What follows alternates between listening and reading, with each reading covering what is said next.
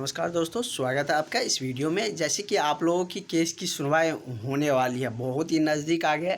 ऐसे में सारे जो कैंडिडेट हैं अपनी फ़ैसला का इंतज़ार भी कर रहे हैं और अपना बैठक भी जो मीटिंग है वो भी कर रहे हैं कि किस तरीके से हम लोगों के पक्ष में फ़ैसला आ जाए। लगातार जो मीटिंग है वो चल रही है और क्या कुछ हुआ है मीटिंग में उस पर भी हम लोग चर्चा करेंगे।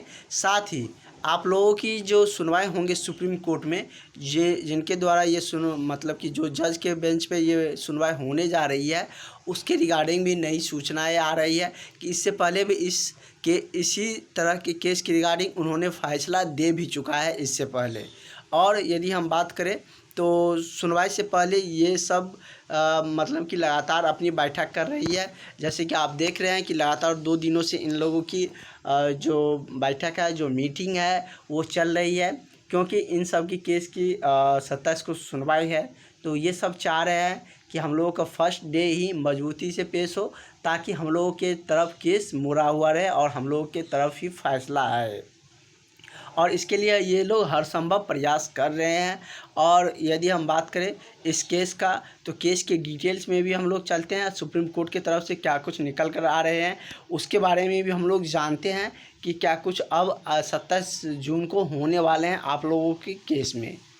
जो 27 को जो सुनवाई डेट रखा गया है, ये इसमें आप लोग देख सकते हैं। और जल्द ही इसका आप लोगों का जो केस का स्टेटस में जो कि ये डेट तो दिख ही रहा है। और कॉज लिस्टेड सीरियल नंबर की हम बात करें तो वो आप लोगों को कल तक मिल सकते हैं, जो कि आप लोगों को पता चल जाएगा कि इससे क्या कुछ होंगे। 27 को सुनवाई हो पाएगा या नहीं हो पाएगा, वो कॉज लिस्टेड सीरियल नंबर पर ही डिसाइड करते हैं। अगर 50 से कम रहते हैं तो निश्चित ही 27 को सुनवाई होंगे।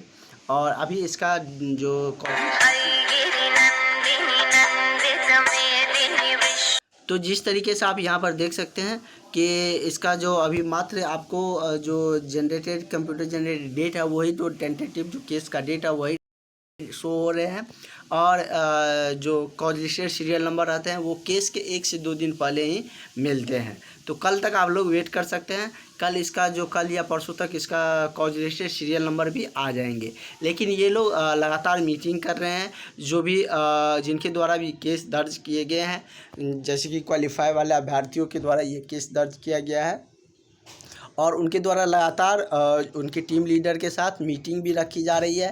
पिछला मीटिंग गांधी मैदान में था, जिसमें कि सारे जो कैंडिडेट थे उनको बुलाया गया था, क्योंकि उसमें जब केस लड़ते हैं तो सबको साथ रहना ज़रूरी होता है। इन्हीं बाउंडेशन के लिए सारे को बुलाए गए थे।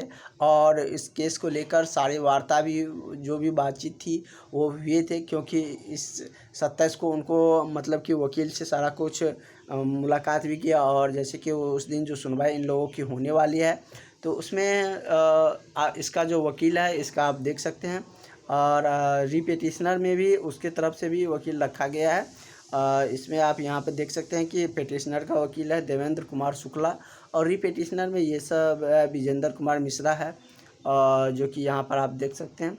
और इसके बाद हम बात करें तो जो डायरेक्ट काउंसलिंग की मांग कर रही हैं वो सारे कैंडिडेट भी चाह रहे हैं कि हम लोग भी सुप्रीम कोर्ट में केस दर्ज करें, क्योंकि उनका तो हाई कोर्ट से भी डिसीजन मिल चुका है, क्योंकि उनके पक्ष में फ़ैसला आए हैं।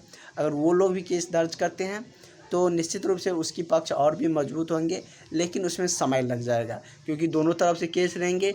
या तो दोनों को मर्ज करके सुनवाई करेंगे तो कम समय लगेंगे, नहीं तो अगर सिंगल सुनवाई करते हैं तो दोनों को बारी बारी सुनवाई करने में टाइम लगेंगे।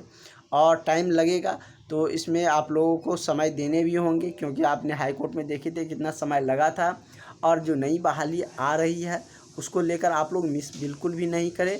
और क्योंकि इसमें अगर समय लगता है और इसी के भरोसे आप रह जाते हैं तो नई जो 15,000 बहालियाँ हैं वो भी आपसे मिस हो जाएगा। इसलिए आप लोग अपनी तैयारी में लग जाइए। और आपकी क्लासेज रेगुलरली चल रही है, आप लोग इस नंबर पर कांटेक्ट करके कॉल करके क्लासेज ज्वाइन कर सकते हैं। और भी इसका इन्फॉर्मेशन जो कुछ भी आएंगे वो सारी जानकारियाँ आप तक ज़रूर पहुंचाएंगे।